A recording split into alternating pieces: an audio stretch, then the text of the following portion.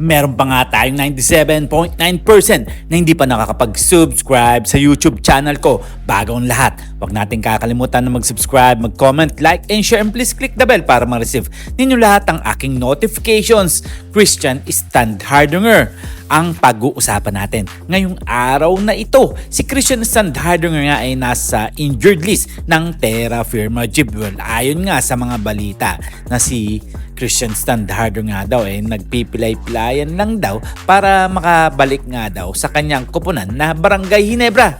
Well, mga pare ko, kung ako ang tatanungin medyo malabu-labo nga yan talaga naman normal na magkaroon ng injured ang mga sentro o power forward dahil alam naman natin na sila ang mga inaasahan ng kanilang mga kupunan.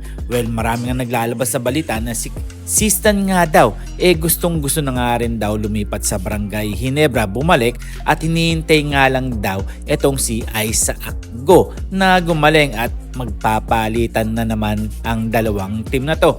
Well, medyo malabu-labo pa yan mga para ko. Hintay-hintay lang tayo dahil marami pang pwedeng mangyari sa susunod na season.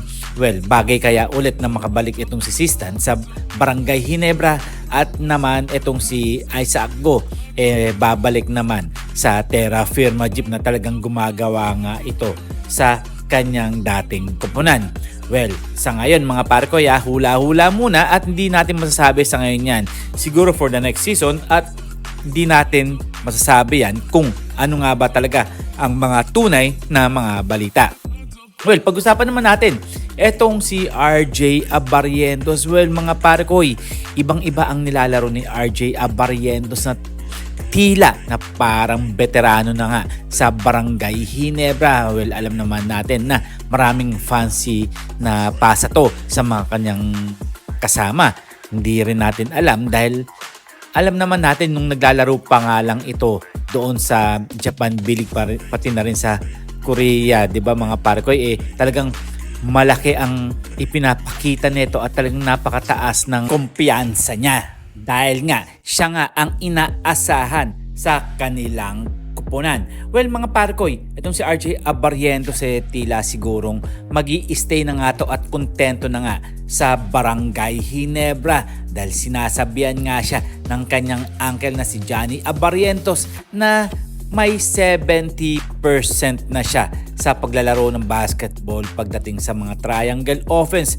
Pero kaya nga hindi niya pa nasasabi na 100% dahil hindi pa siguro nakikita ni Johnny Abarientos ang kanyang pamangkin pagdating sa triangle offense. Pero darating din ang oras na mape-perfect din ni RJ Abarientos kung ano ang kayang gawin ng batang to. Well, hintayin na lang tayo.